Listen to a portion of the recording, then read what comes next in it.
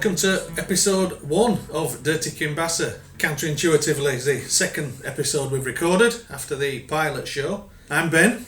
And I'm Tony. We've had a bit of an interesting week. After our pilot episode last week, we've been asking people to send stories in, and we've got a couple starting to trickle through now just to keep us entertained, haven't we? We have, and I'd just like to say thank you to the select few that we sent this out to initially, just to have a listen to if we were just rambling on about uninteresting shit or whether we were actually worth doing a second episode. And we've had some reasonable feedback. I'm happy with that. I think mainly we're just amusing ourselves a lot of the time. But do you know, I've enjoyed doing it, and if you make one person smile once, that'll do me. I'm happy with that. That's it. What has come to light on these is the name of the show's not been that memorable.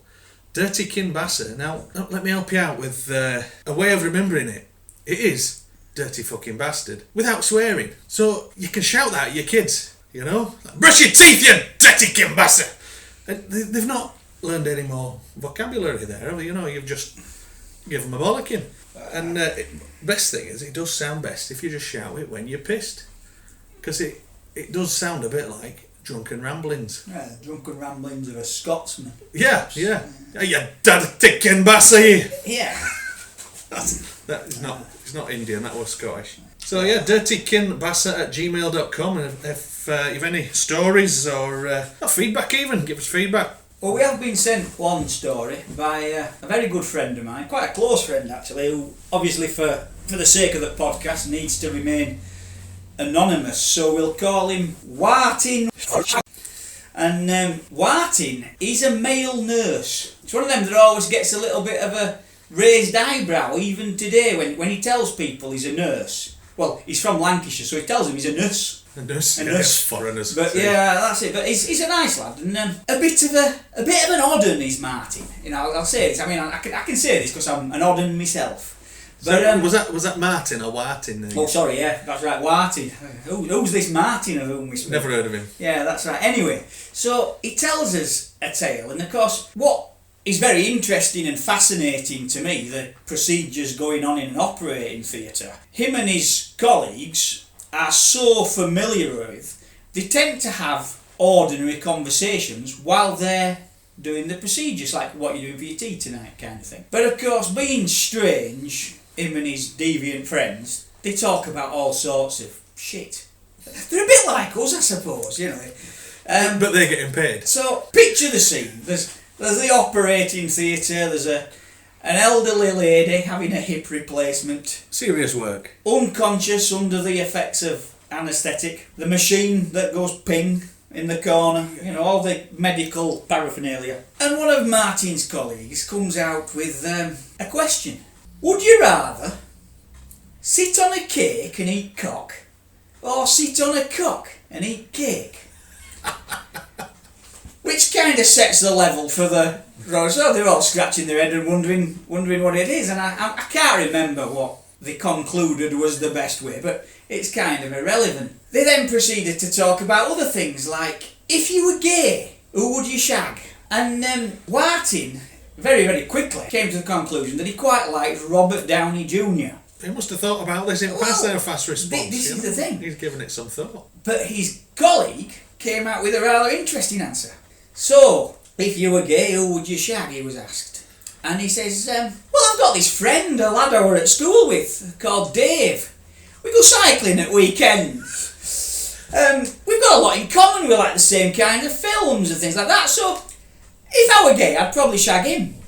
And they all suddenly stopped, the whole operating theatre sort of stopped, and they're like, you've thought about this before. Yeah. Now, unbeknown to the people having the conversation, the anaesthetist had started to bring the old lady round.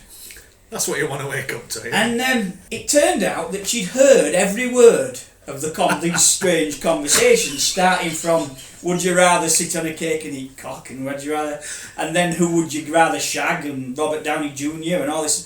thing. Luckily, she was still under the effects of anaesthetic. So when the official complaint came in... See, I thought you were going with she sat up and went, well, I'd rather sit on a cock and eat cake. Well, it would be funny if she did, but no, unfortunately she must have been rather offended by it all. How rude. In her semi-conscious state, and she put in a complaint. The complaint was dismissed as everybody in the operating theatre claimed, that didn't happen. No. It must have been the effects of the anaesthetic as she were coming round. And she were tripping, yeah. But in fact, actually, Martin and his mates are dirty kinbasses.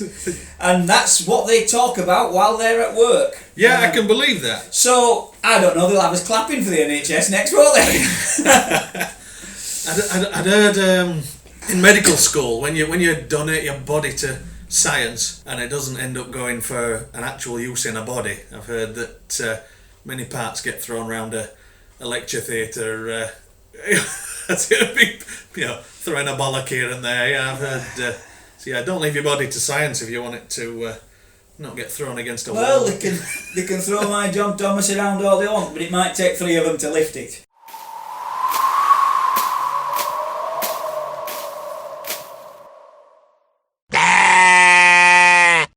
Right, I've been emailed in a story here, and it's grim. Well, I'm going to read it out here. Hello, Ben and Tony. I've just listened to the pilot and had to email in. Please keep me anonymous. I have a story of pure debauchery, shame and betrayal.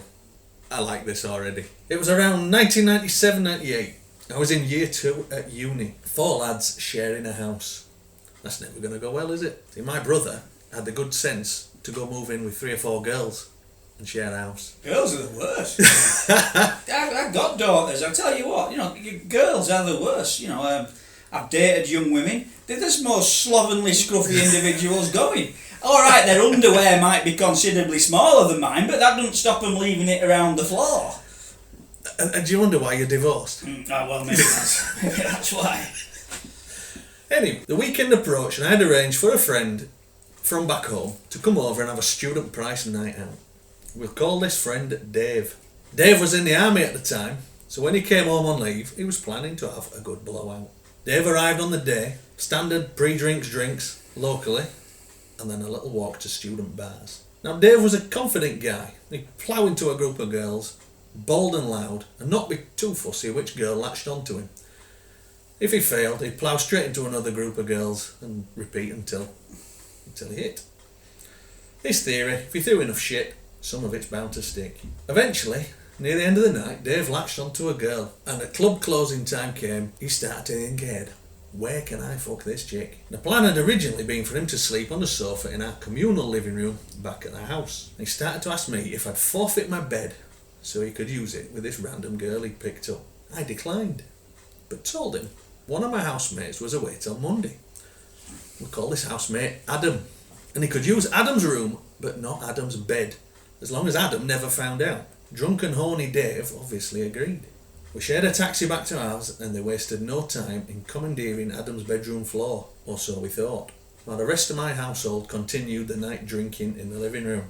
The next morning, Dave got rid of his hungover one-night stand, and we all nursed hangover with a cafe full breakfast. Later that day, Dave left for home, and I thought it'd be a good idea to check over Adam's room to make sure he didn't find out the dirty deeds that had been done on his bedroom floor the night before. Adam was quite a tidy person with a bit of OCD. So when I looked at his bed, I could see it was made, but also looked to have a butt print in the duvet, like someone had sat there. I thought he might notice that. So I lifted the duvet to shake it straight. As I lifted the duvet, now I'm going to pause here, Tony, and let you take a guess here at what's happening. I'm dreading to think. I am dreading to think. As I lifted the duvet, a dark patch caught my eye underneath. Oh. I fully lifted it to investigate.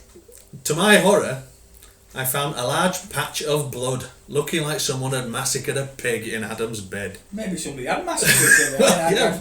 This could take a very dark turn. As you can imagine, I felt disgusted, betrayed and disappointed all at once.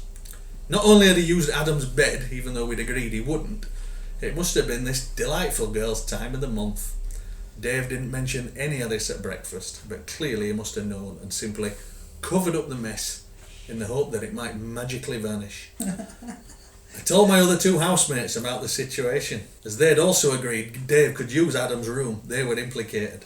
To this day, Adam never found out about the dirty deed in his bed and the betrayal of my supposed close friend. I think this deserves some kind of Dirty Kin Bassett award. Thanks, Anonymous. Hope your show gets past the pilot stage.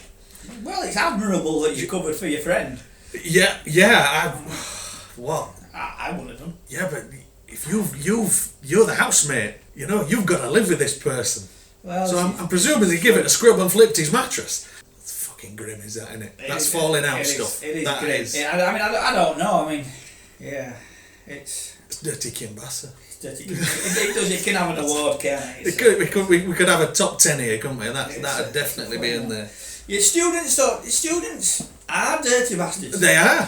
Students are revolting, you know. I mean, look at those lads we went to school with. 4 of them still live in a 1-bedroom flat with washing piled high in the windows, and you know, I don't know. I don't think I could have ever embraced the student life that way. No, maybe not. I know a mate of mine had the same house at 2nd and 3rd year of uni, and I know within the first few days of him getting there, he had a pizza box on top of his wardrobe, which stayed there till he left uni. Right. Yeah. So I mean, you kind of adopt the new lifestyle, don't you? Of being a slovenly little scruff. I think that's the thing, isn't it? You know, it's very different for me. You know, being in the army and stuff, we had to be tidy, otherwise we were. You got beasted. Well, we were in trouble. Yeah. You know, this is the one. Our worldly belongings were thrown out into the parade square, yeah. and you know, many's the time I've been ironing outside in my underpants. You know, because we didn't have a choice. But yeah, I don't think I could ever fully embrace the student life where you share a house with a load of blokes who you've met for the first time. Or yeah, it's not for me. Yeah, not for me either. I found as I get older, I'm a bit of a grumpy bastard, and people in general piss me off. So that might have just brought that on earlier, to be honest. Yeah. Shall we have another little story? Have you got a little story? Another little story. I'm not even going to try and protect this gentleman's anonymity, because he's a guy I know called Michael, a little bit older than me, and Michael, when he left school, joined the RAF. So we already know he's got no shame, so there's no point trying to protect his identity. Now, Michael joined the RAF not as an airman but as a fireman. He was an RAF fireman. They call them firefighters these days because it's less sexist and it sounds a bit more dramatic and cool. Fighting it, yeah. But back in those days, they were still called firemen, and they had fire engines, and you know, basically they did everything that the fire brigade do, only on airfields. On airfields and less work. That's it. Yeah, cushy job the RAF. Exactly, you know, it's not like being in the army where you have to dig a hole and live in it. The RAF are known for an at least 3-star hotel and a generous helping of jam roly-poly. You know, they have the easy life, so I'm not going to be too sympathetic when I tell you about his completing his basic training and being posted to his first unit and doing a day in the workshops, fettling the firefighting kit and the fire engine and stuff, the Green Goddess or whatever it was back in 1983. Michael, at the end of the shift, found himself suddenly grabbed by half a dozen burly ruffians because it seemed that new lads to the unit had to undergo an initiation ritual, peculiar. And to be honest, it does explain a lot about the RAF and how they are the way they are, really. Because poor Michael found himself stripped bollock naked, spread-eagled and tied to the bonnet of a Land Rover. They used to use a substance for the fire boots, like a fire retardant paint, and it was like a kind of blue-black in colour. But this substance was liberally and painfully applied to his testicles and penis, you know, and apparently it didn't wash off in full for a good week or so, you know, despite vigorous scrubbing with a stiff brush, you know. A similar thing I've heard. I worked at a place that had their own garage, and they had a young 16-year-old trainee who I never knew his real name. He was just called Spunksack. He got axle grease dabbed around his undercrackers, and I'd imagine that had it took some getting off. Took some getting off, yeah. I mean, the very fact that they called him, what they call him, Spunksack. Spunksack. I mean, that in itself nowadays would be classed as bullying. That'd be bullying, yeah. Never mind covering his testicles in axle grease, you know. Yeah, anyway. you'd be sacked for that. Michael was tied to the bonnet of this Land Rover, and the fire-resistant coating from the boots was applied to his bollocks, and then they went for a drive round camp. Not just one lap, but 4 or 5. Yeah, show off your handiwork, yeah. The nurses came out of the med centre, the dinner ladies came out of the cookhouse, all to jeer and cheer and give the poor lad a little bit more humiliation, really.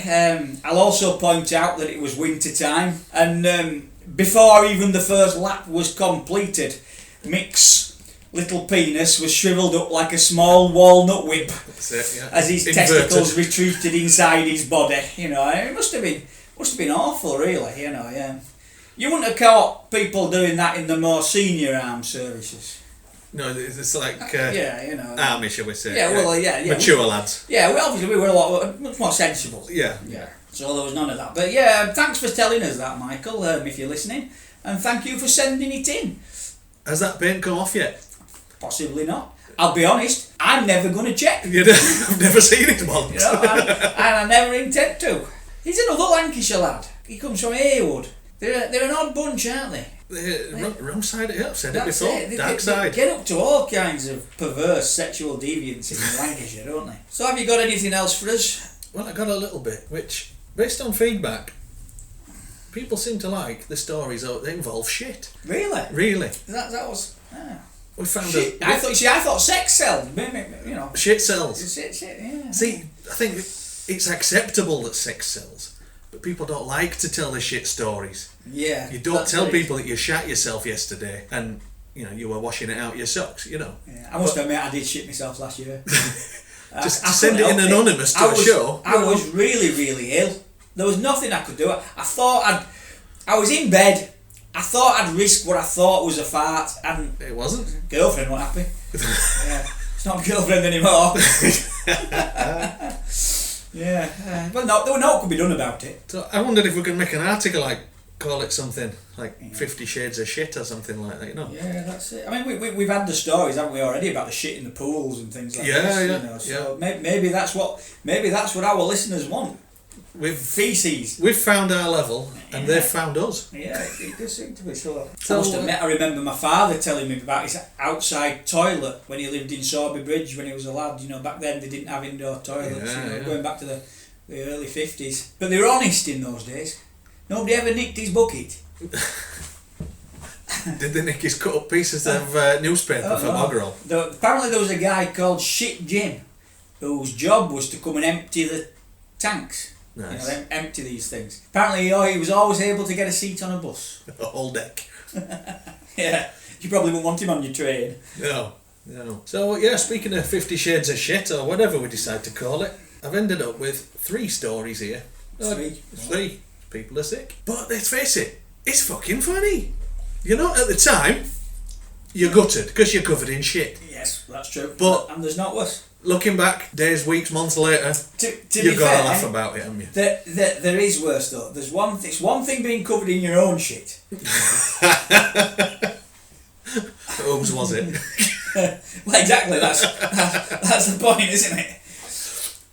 So I'll give you this. It's a short story, this one, but I shat myself one cold winter's evening on my way to a nightclub.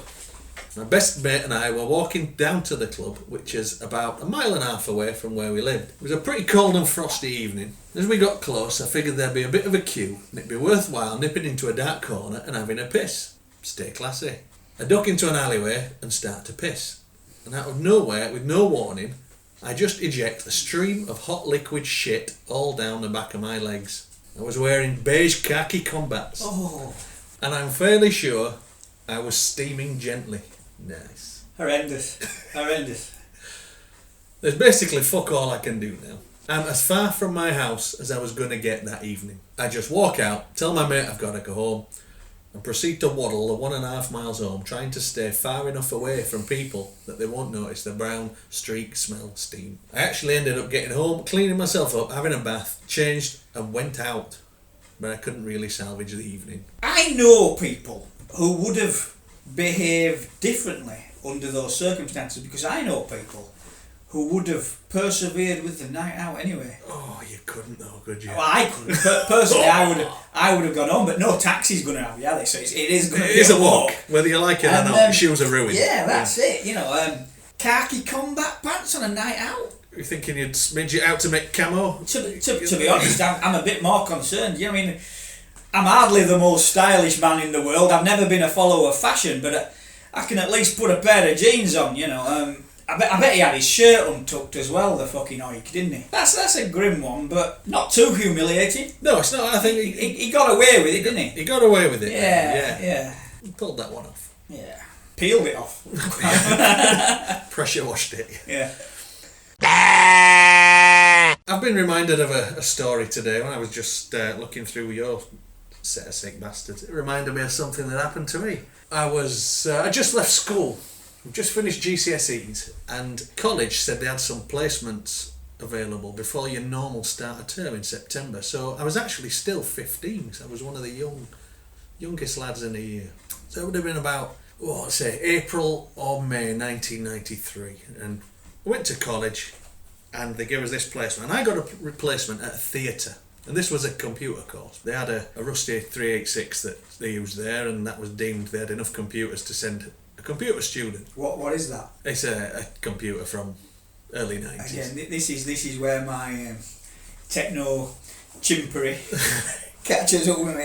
It's all witchcraft to me, Ben. I mean, it's all pre-Windows 95, isn't it? You know, it was old DOS machine. Anyway, I'm at this theatre, and I was a spare part. There was nothing really for me to do, you know. So I started wandering off and chatting with maintenance guys and the guys that did lighting above stage and all that, and just getting a general idea of how things worked and just taking it all in. One of these days I was a bit bored, and I thought, I didn't even know what was on at theatre. There was something on during the day. I thought, I'll go and have a chat with Anthony up on lighting there and see what's happening. And you climbed a little ladder up, like a hatch thing up there, and you got out, and it was as big as the stage was, really. It was an area as big as the stage looking down on it. And I went up there, and there was nobody.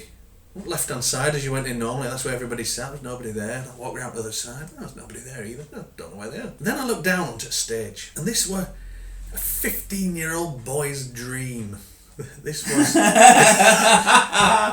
was beautiful. Brilliant. It was the local newspaper fashion show.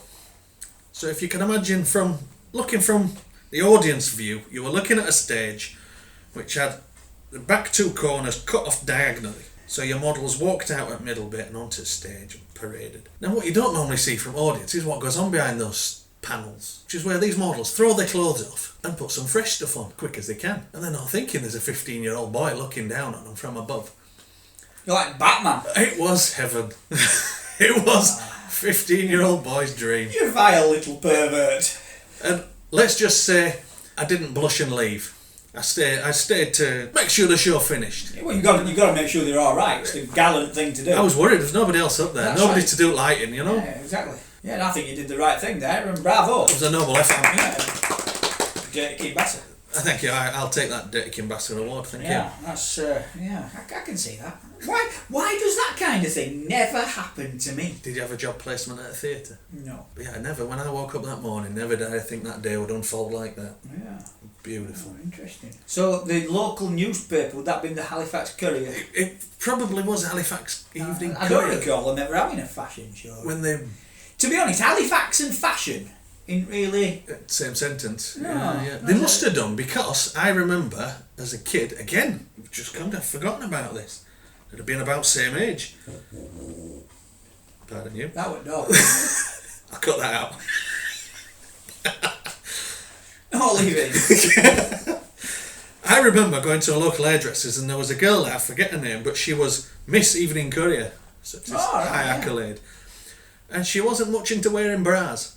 So if you she was some kind of hippie. That's it, yeah. If you slouch down in seat a bit, if she was doing it back of your neck there, you could get a bit of a view and go, and again, I must admit, 14, 15-year-old boys' dreams. I used to, you'll remember, but when I was young, now I'm hairy like a big yeti, but when I was young, I was always very, very neatly trimmed. I also had very, very short hair all the time, and that's because my hairdresser was really, really, really attractive. And she also used to rest her boobs on my shoulders while she was doing it, and like massage my head a little bit and stuff like that. You know, she was much older than me. I was, like I said, when I was about 15 and 16, I used to go get my hair cut every week. Why not? You know, whether I needed it or not. Yeah, you know, and that was the thing. That was my go-to little bit of a relief for a young lad. For hairdressers for teenage boys. I can't remember her name, but she was bonny. See, this one I'm on about, she didn't have boobs big enough to be resting on anything. Oh, these were, these were like balloons. Lovely. Yeah. You fucking perv. Like two water bombs in a carrier bag. Enough to put your shoulder out if she's resting on you. That's right, yeah. I bet she has a bad back now. She won't run for many buses. I was emailed some advice. Go on, share this advice. Mate, I know Derek, his advice was that there are only two things should smell of fish, and one of them's fish. One of them's fish? Yeah. The other one, fishmonger? I don't know. No. He didn't say. He's going to have to come back in, isn't he? Yeah, we'll have to get some clarification. Right, I've got a little story here. This is not a sick one, it tickled me, so hopefully you'll like this. Hello, DKB. I don't like that. We're not DKBing. It's Dirty Kimbassa. I'm not into abbreviations. No. You know. Too many TLAs. Yeah. And it's a bit American, isn't it? It is, isn't it? It's a bit, I listened to it and enjoyed your pilot episode and thought you'd like this little story. I've recently retired. Many moons ago, I was a young trainee. It would have been about 1978 or 79, and the Yorkshire Ripper was still at large. One very early morning, I was walking to work in the piss-pouring rain, about 2.5 miles from home to work. A police car pulled alongside me when I was only half a mile from home and asked me what I was doing. Walking to work, was my short reply. What's in the bag? Copper questioned me. My snap box. Show me, demanded the copper. See, that's 70s policing there, isn't it? Yeah, he's lucky he didn't get a slap.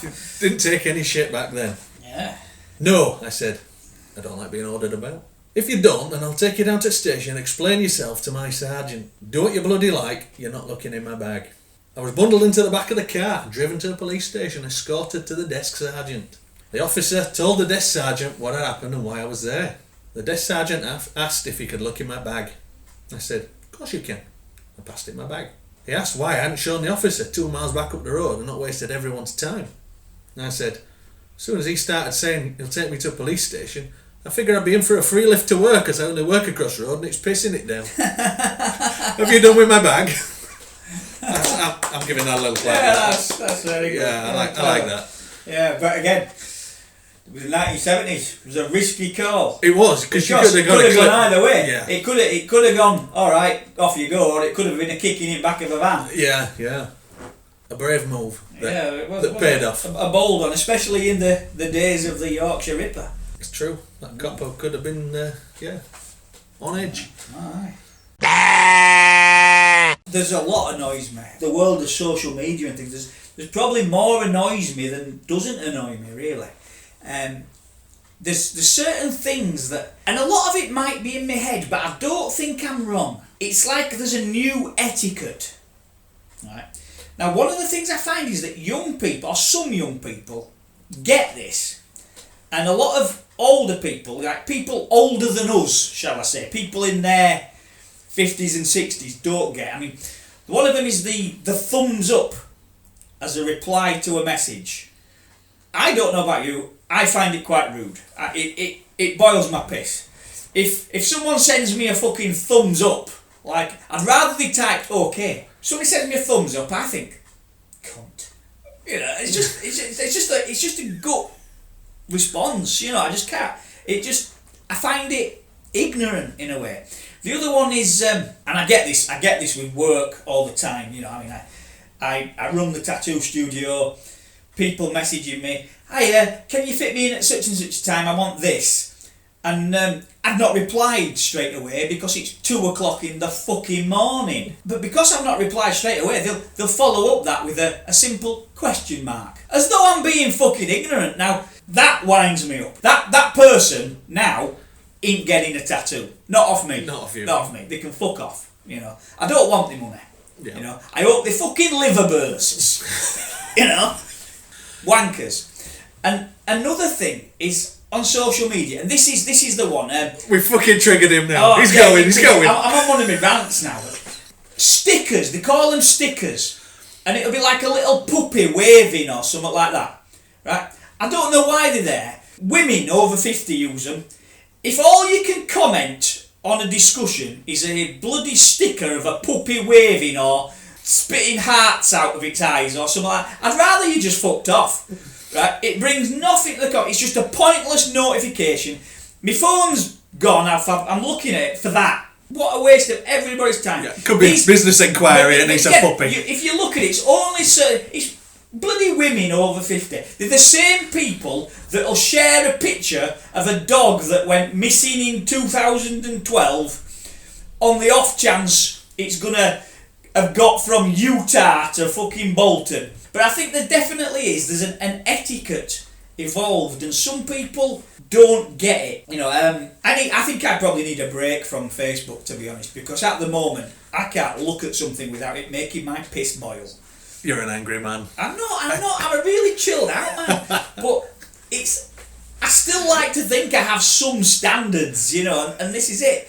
But the thumbs up, that's my one. I hate it. Send me a thumbs up. I'll tell you two that piss me off lately. People saying reach out. Oh God, I hate it. It's the language of twattery in an American office. Stop saying reach out. Exactly the same. Oh no. Well, I watched the first season, Sons of Anarchy. I'm a motorcyclist myself. I'm a member of a motorcycle club. Thought it might be quite interesting. It's fucking retarded. Oh, we've got to reach out to these guys. We've got to reach out to that gang. Reach out? You mean talk to them?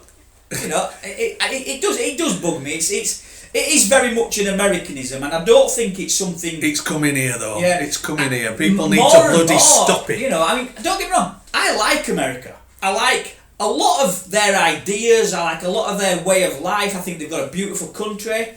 I love American cars, I have to say. Yeah, great, wonderful. American culture, great. American music, fantastic. They do things right, don't they?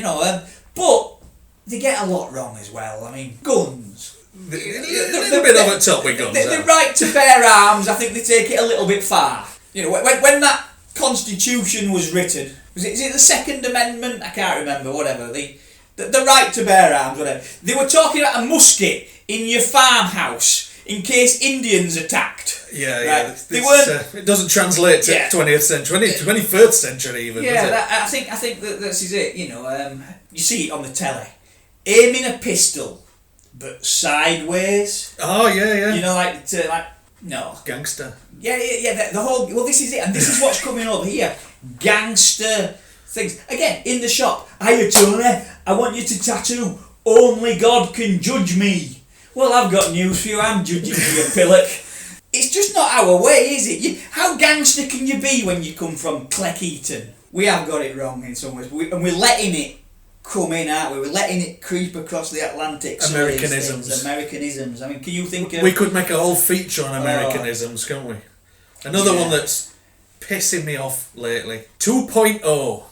People saying fucking 2.0. What? When they mean like a software update. No, that's what it's for. That's what it's for. That's the only bloody time you're allowed to use it. That's I thought, yeah. When people are saying lockdown 2.0, or they've started going to the gym so they're getting a bit of body. It's body 2.0. Fuck off. Yeah, stop that shit. It is annoying. Ridiculous. It is annoying. It is. In some ways, Americans come up with what's quite a quirky and catchy expression, and it sounds alright coming from an American in America. Yeah. Coming from a lad in a council flat in Elland it's not quite the same. You didn't get to second base with your girlfriend, you fingered her. It's we don't talk we like don't do bases. We don't like we don't even have a sport with bases in. We don't know what that means. It's a foreign language to us. Football, as they would call it, soccer. But they call it soccer. How many of them actually know that it's association football? I don't know anything about football. I wouldn't have thought any of them would know that, would they? It's the idea of football is you play it with your feet. Well, they don't, do they? After they've armoured themselves. They play rugby with armour on, don't they? Yeah, Could you call it rugby? You know, stop, start, stop, start, stop, start. So it's not much of a game, is it? It's not much of rugby, is it? No. Put a helmet on in case you hurt yourself. It's a fucking woof to the sport, isn't it? I tell you what's when the Native American Indians played lacrosse, that was a game of some serious twattery. I take it was no holds barred. I think, very, very violent. I don't know if current lacrosse is still just as uncivilised. They had a similar thing in Scotland back 200-300 years ago, and I don't know what they called it. The Scots, violent. Surely. I don't believe that for a minute. Sober as well. Yeah, really? Wow. Yeah. Well, the Irish had shinty, didn't they? Which gets a bit... I don't know shinty. Come on, tell me shinty.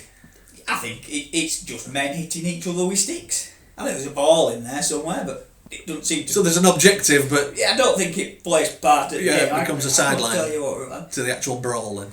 Yeah, but no, I think you're right. Americanisms, we need to put a stop to it. We do. When you're Prime Minister... When I rule the universe... This is it, yeah. We'll do away with that. Aussie rules. What's going on there? Does anybody know rules? Are there rules? I thought it was a statement, Aussie rules. I don't know. Is it? I thought it were old guys' rules. Have you ever watched an Australian rules football match? I haven't. I don't know what the fuck's going on. There's not even like opposite ends of pitch. Yeah, it's I don't know, is it hexagonal? Pentagonal? It's a weird shape, you know. Never seen it. Yeah, but you're not missed though, it's crap.